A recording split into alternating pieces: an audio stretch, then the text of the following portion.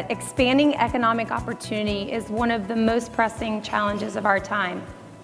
Economic opportunity exists in the state, but for many Floridians, it's out of reach. So today I want to talk a little bit about some of the barriers that people are facing and how we might work together to overcome them, and then take you on a journey. So who are we talking about? According to the Alice report commissioned by the United Way, 45% of households in Florida, 3.2 million, do not have sufficient income to pay for basic necessities. These folks are living paycheck to paycheck. They're in survival mode. And they are one unexpected expense, perhaps, away from financial catastrophe. So what are some of the factors and barriers that are limiting their economic opportunity? The first we see is jobs with family-sustaining wages, affordable rental housing, transportation options, and high-quality affordable childcare.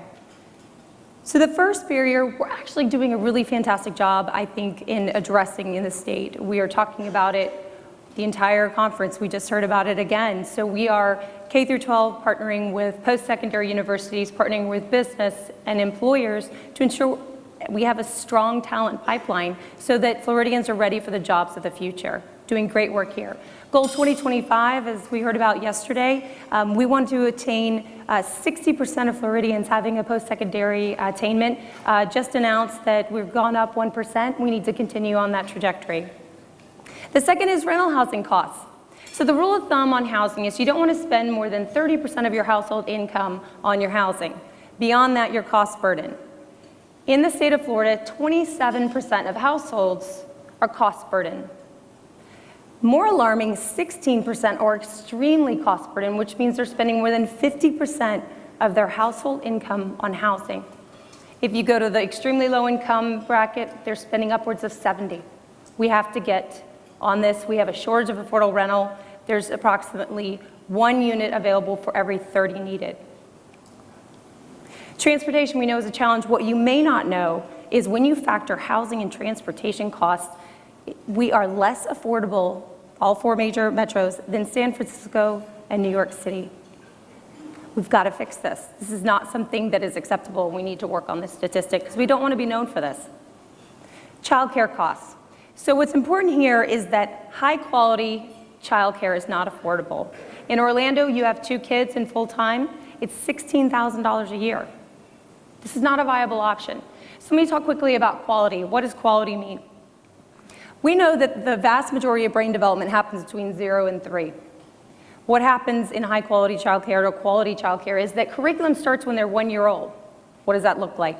You have circle time, you're stacking, you're sorting, you're learning to listen to your teacher and sit still. It may seem basic, but fast forward to 3rd grade. We talked about the importance of passing 3rd grade reading. The vast majority of students that don't pass that test weren't ready when they entered kindergarten. And the vast majority of students that aren't ready to enter kindergarten didn't have access to early learning. It is all connected. Every child should have access to early learning, not just those who are born to wealthy families. So I'm going to talk a little bit about the overview of income levels. We're going to use Orlando as an example, and it's pretty comparable across the state. So the area median income for Orlando is $57,800. And there's 3 categories of folks that are the majority of those 3.2 million households we talked about that are living paycheck to paycheck. Extremely low are folks earning less than $17,000 a year. These are your fast food employees, janitorial, these may be landscapers. They're folks earning less than $17,000, extremely low income. The next category is very low income, folks earning between 18 and 34. These are waitresses. These are people in customer service and in retail. And low income, finally, is folks that are earning between 35 and 46. These are our firefighters, our teachers, mechanics, bookkeepers. And across all of these are some small business owners. So these are the folks that are helping our economy every day. You interact with them, and they are not on a path to prosperity because they are facing serious barriers. So I'd like to take you on a journey. Let's go on a journey of someone in the low income level. So if you can just take a moment to imagine that you are a single mother or father with 2 daughters, a 4-year-old and a 10-month-old. You have decided to go and get your post-secondary industry-recognized credential as a dental assistant, and you're making $35,000 a year. That's $17 an hour. You've overcome the first barrier, perhaps the toughest one. The second barrier, as we said, is affordable rental. So to stay in that 30% threshold, you don't want to spend more than $875. But a 2-bedroom apartment in Orlando is $1,000. You're lucky you can even find one. You're lucky you have a decent credit score, and you have the deposit needed to get in. But you're 4% over, so you are officially cost burden. Third barrier is transportation. You looked into public transportation, but the location of the stations in relation to your house and your work schedule just doesn't work out. But you've got a car, and with payment and insurance and gas, you're spending $450 a month. That's 15% of your income. So let's add those three together. Oh, I'm sorry, Child Development Center. This is the hardest one. So you know how important it is to get into early learning. You'd want that for your daughters. But to get into a Child Development Center, as we said in Orlando, you have to spend $1,400 a month. It's not an option. It's more than half of your income. But you find another child care center that you toured, and it's safe, and it's clean, and it's $1,000 a month, and you can afford that. Finally, add these together, and you've spent 83% of your income. You have $495 left for the month. Clothes, food, medicine, diapers. You can't make ends meet. So you're going to have to make some tough choices. Do you pay your student loan this month or your phone bill? Maybe you can get out of your contract. You took this payday loan a year ago because you got a flat tire and it's haunting you. Do you pay that? Or do you pay your medical insurance? Or you take your daughters out of the child care center and put them with your neighbor. She's watching 6 kids, but she said she'd take yours too, and it'll save you a couple $100. Not going to do it. That's not what I'm going to do. Or I could move the girls into my bedroom, and I could find somebody at work maybe who'd rent the second bedroom. Just like that. By definition of McKinney-Vento, by the Department of Education, your children are homeless because you're doubled up, not by choice. Does it feel like you're on the path to prosperity? Are your children on the path to prosperity? We can fix this. We need to increase access to jobs with family-sustaining wages. We're doing great work here. We need to increase access to affordable rental housing, optimize our transportation options, and finally increase access to early learning opportunities. I'm going to talk a little bit about what JPMorgan Chase is doing. We're committed to workforce development and ensuring that we have the right skills for the employers. We're investing in data and research, partnered with the Beacon Council on the skills gap analysis in Miami.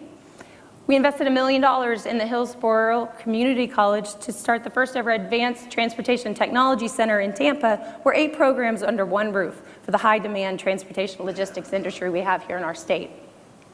And finally, we invested in a career training program at a high school in Pine Hills here in Orlando.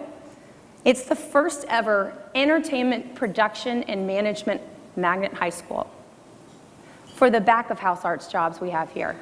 Light, sound, digital media. They'll graduate with industry recognized credentials with credit towards college that they could choose to continue on, or they could choose to go straight into work. The program was so well received that Osceola County called, and we partnered with them. So it's United Arts of Central Florida, Valencia College, University of Central Florida, the school districts, and employers all working together. It's a program in Pine Hills for Pine Hills. In affordable rental housing, we're doing some great work around data as well, and investing in reports that indicate what are the root causes of homelessness that our families are dealing with. We know it's affordable housing. What policy work do we need to do? Stay tuned for a report from the Schimberg Center next year. They're going to be looking at how unstable housing affects student success. So partnership with the Department of Education coming out in the spring. We're also investing in one of the best affordable housing developers in the Southeast. They're called Ability Housing out of Jacksonville, and we funded their expansion into Central Florida. And Miami Homes for All is leading a public-private partnership for the Affordable Housing Task Force in Miami, where businesses, public partners, nonprofit partners, and philanthropy are working together. I should mention one more thing. We also are investing $125 million as a firm over 5 years for pro neighborhoods. And this is an initiative that's looking at how can we revitalize communities in interesting ways. One of those is investing in community development finance institutions, also known as CDFIs. Not well known, but they're critical for community development work and for small business lending. Stay tuned, we're making a pretty big announcement on October 24th at the City Lab meeting in Miami. So what can you do? I encourage you to learn more. Read the Home Matters report by the Florida Housing Coalition. Most of the information I shared today is in that report. Look up the Alice report. They have information by county.